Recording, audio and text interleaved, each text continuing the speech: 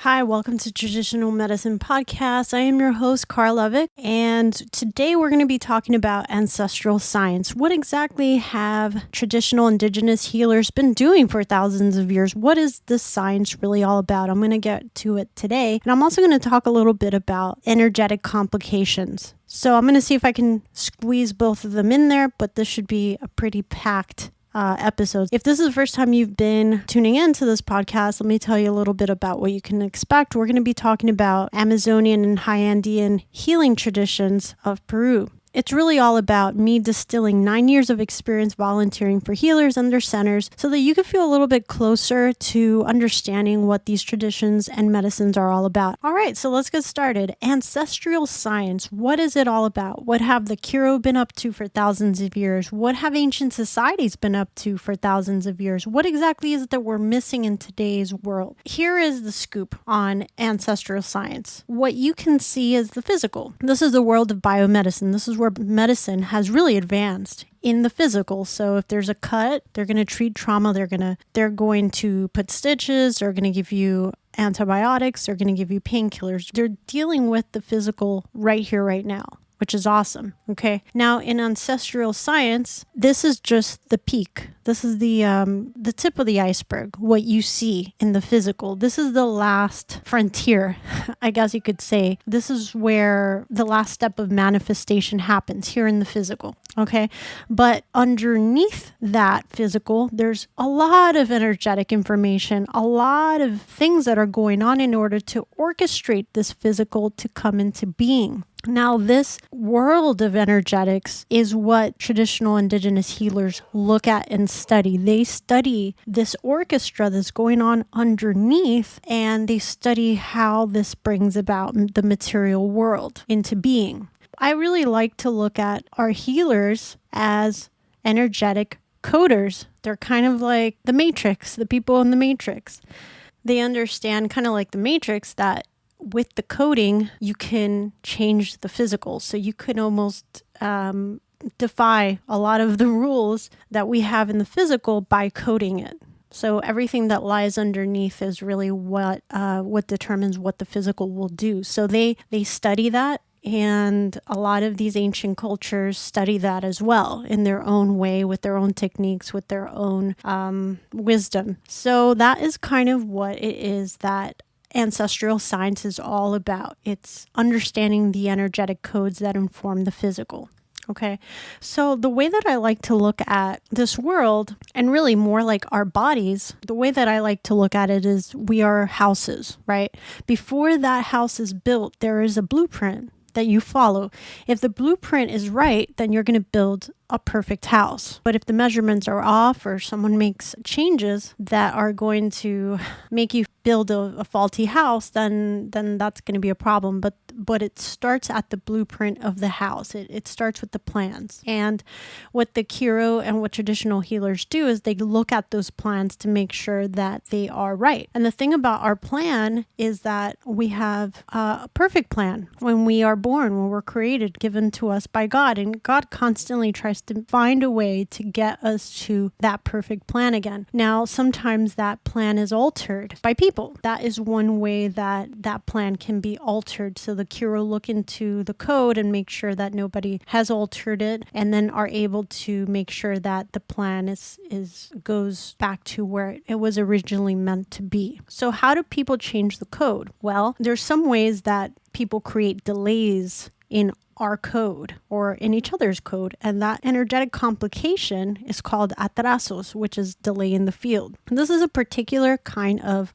energetic complication that the Kiros see. Basically what it does is it sets you back energetically. It's holding you back from your optimal health, your true potential. There's many ways that delays are created in our field. You can create delays in fields by just wishing someone not great things, by having jealousy, by having anger, by having resentment. These kinds of things, really feeling that for someone informs their field, believe it or not.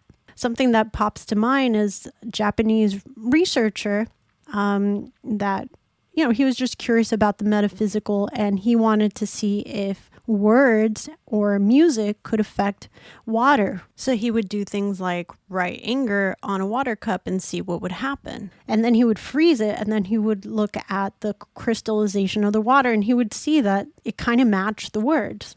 And really what he was trying to prove was that our words, our feelings, our thoughts have an influence on the material.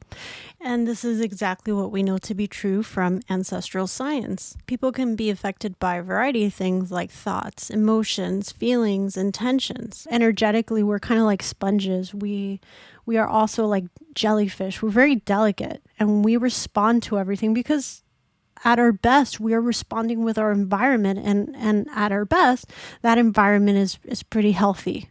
But when we have challenging times and when people aren't quite at their best, this kind of bites us in the rear.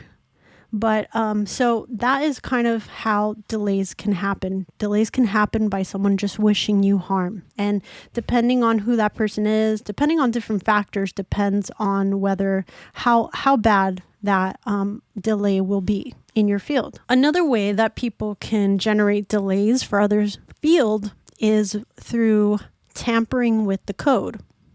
And a lot of people call this witchcraft or call these people sorcerers, witches, things like this. But basically, it's people that know about this kind of science, but go in and change code to cause harm to another person. And basically sabotaging that original design, making sure that it is not doing what it's supposed to. And the cure will go into the field and be able to determine that. But some of the ways that we know that there's some sort of problem, some of the symptoms are, depression, suicidal ideation, addiction, accidents, kind of sometimes there's a lot of tragedies that happen in the family, depending on what side was affected by this delay.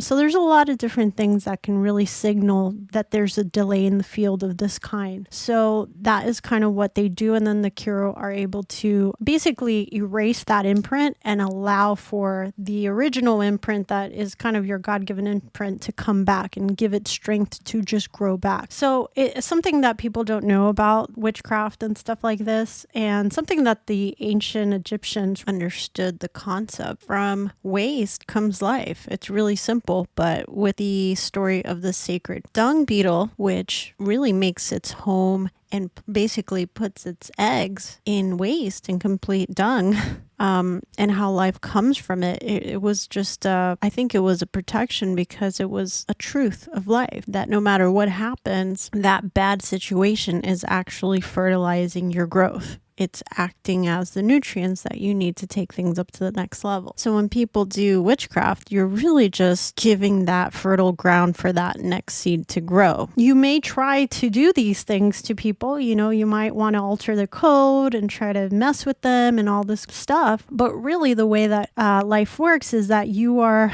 without knowing, you are still on the same side. So people that do harm to other people, maybe it will affect their family, but eventually life will find a way to bring someone to break that energetic complication that was put on that family. So it's just a matter of time. And what happens is you're actually expediting the strength of that lineage. You're not really harming them. You are only allowed to do what you're doing because God always finds a way to correct that and actually uses it for the benefit.